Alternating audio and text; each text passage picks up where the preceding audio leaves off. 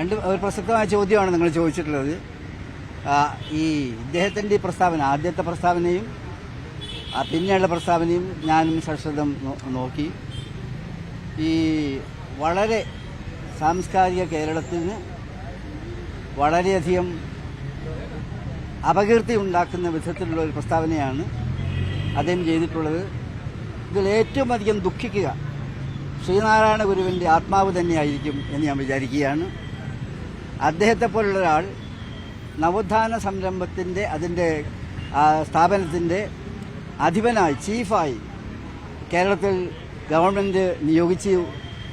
ഈ ഗവൺമെൻറ് ഇത്രയും ബുദ്ധിശൂന്യമായൊരു കാര്യമാണ് ചെയ്തത് എന്ന് അദ്ദേഹത്തിൻ്റെ വാക്കിൽ നിന്ന് മനസ്സിലാക്കാൻ സാധിക്കും. നമുക്കറിയാം, എല്ലാ സംഭവവികാസങ്ങളും അറിയാം. ഇവിടെ ഇതിൻ്റെ നിയമം പാസ്സാക്കിയതിന് ചോദ്യം ചെയ്ത് കോടതിയുടെ മുമ്പാകെ ഇരിക്കുകയാണ്. അദ്ദേഹം ഒരുപക്ഷെ സ്വാഭാവികം, ഒരുപക്ഷെ എന്നല്ല, BJPക്ക് ഏത് കാര്യത്തിലും ഒരു മുതലെടുപ്പുണ്ട്, രാഷ്ട്രീയമുണ്ട്. ആ കുടിലമായ രാഷ്ട്രീയത്തിൻ്റെ ഒരു പ്രവർത്തനം എല്ലായിടത്തും നടന്നുകൊണ്ടിരിക്കുന്നുണ്ട്. അപ്പോൾ ഇത്തരം സംഗതിയിൽ കലങ്ങിയ വെള്ളത്തിൽ നിന്ന് മീൻ പിടിക്കാനുള്ള ഒരു അജണ്ട BJP പ്രയോഗിക്കുന്നുണ്ടെങ്കിൽ അത് അത്ഭുതപ്പെടാനില്ല. അവരതാണ് ചെയ്തുകൊണ്ടിരിക്കുന്നത്. പ്രത്യേകിച്ചും കേരളത്തിൽ വർഗീയമായ ഒരു ധ്രുവീകരണം ഉണ്ടാക്കാൻ വേണ്ടിയുള്ള ആത്മാർത്ഥമായിട്ടുള്ള പരിശ്രമത്തിൽ അവർ ഏർപ്പെട്ടുകൊണ്ടിരിക്കുന്നുണ്ട്. അതിൻ്റെ ഭാഗമായിട്ടായിരിക്കും ഇതെന്ന് വിചാരിക്കാൻ എന്തുകൊണ്ടും ന്യായമുണ്ട്.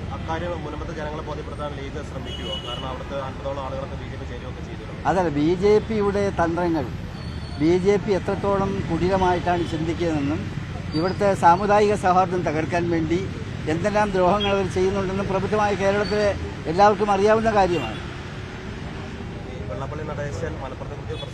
അതെ, അത് ഇപ്പോഴും ഈ നവോത്ഥാന ബില്ലിന്റെ ചെയർമാനായിട്ട് ഇരിക്കുകയും ചെയ്യുകയാണ്. ആ സ്ഥാനത്തിരിക്കുന്ന യോഗ്യതയുണ്ടോ? ഒരു പ്രസക്തമായ ചോദ്യമാണ് നിങ്ങൾ ചോദിച്ചിട്ടുള്ളത്. ഈ ഇദ്ദേഹത്തിൻ്റെ പ്രസ്താവന, ആദ്യത്തെ പ്രസ്താവനയും പിന്നെയുള്ള പ്രസ്താവനയും ഞാനും സശ്രദ്ധം നോക്കി. ഈ വളരെ സാംസ്കാരിക കേരളത്തിന് വളരെയധികം അപകീർത്തി ഉണ്ടാക്കുന്ന വിധത്തിലുള്ള ഒരു പ്രസ്താവനയാണ് അദ്ദേഹം ചെയ്തിട്ടുള്ളത്. ഇതിൽ ഏറ്റവും അധികം ദുഃഖിക്കുക ശ്രീനാരായണ ഗുരുവിൻ്റെ ആത്മാവ് തന്നെയായിരിക്കും എന്ന് ഞാൻ വിചാരിക്കുകയാണ്. അദ്ദേഹത്തെ പോലുള്ള ഒരാൾ നവോത്ഥാന സംരംഭത്തിൻ്റെ അതിൻ്റെ സ്ഥാപനത്തിൻ്റെ അധിപനായി, ചീഫായി കേരളത്തിൽ ഗവൺമെൻറ് നിയോഗിച്ചു. ഈ ഗവൺമെൻറ് ഇത്രയും ബുദ്ധിശൂന്യമായൊരു കാര്യമാണ് ചെയ്തത് എന്ന് അദ്ദേഹത്തിൻ്റെ വാക്കിൽ നിന്ന് മനസ്സിലാക്കാൻ സാധിക്കും. അത് തിരുത്താൻ ചെയ്യാൻ കഴിയുന്ന സംഗതി നവോത്ഥാന സംരംഭം പോലുള്ള പവിത്രമായ സ്ഥാപനത്തിൻ്റെ തലപ്പത്ത് ഇതുപോലെ അയോഗ്യനായ ഒരാളെ വാഴ്ത്ത് നിർത്താൻ പാടില്ല. ശക്തമായിട്ട് അവർ നീക്കം ചെയ്യണം.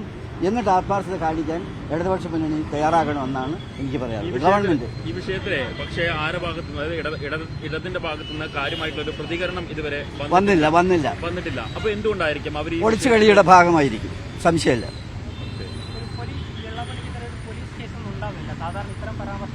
അതെ, ഇന്നത് പത്രത്തിലുണ്ട്, ഈ എന്താ പറയുക, വകുപ്പ് കാണുന്നില്ല എന്ന്. വകുപ്പ് കാണില്ലെന്ന് പറയുന്നത് മറ്റൊരു മറുപടി തന്നെയാണ്. കാരണം എന്താ വെച്ചാൽ ഇത്രയും പ്രകോപനപരമായി എല്ലാവരും കേട്ടാൽ ഏത് ചെറിയ കുട്ടിക്ക് പോലും മനസ്സിലാക്കാൻ കഴിയുന്ന ഒരു പ്രസ്താവനയാണ് അദ്ദേഹം ചെയ്തിട്ടുള്ളത്. വളരെ അപകടകരമായ സ്ഥിതിയാണ്. അത്തരത്തിലുള്ള കാര്യത്തിൽ കേസെടുത്തെങ്കിൽ മാത്രമേ ഇത്തരം കുറ്റങ്ങൾ പിന്നെ ആവർത്തിക്കാതിരിക്കുകയുള്ളൂ.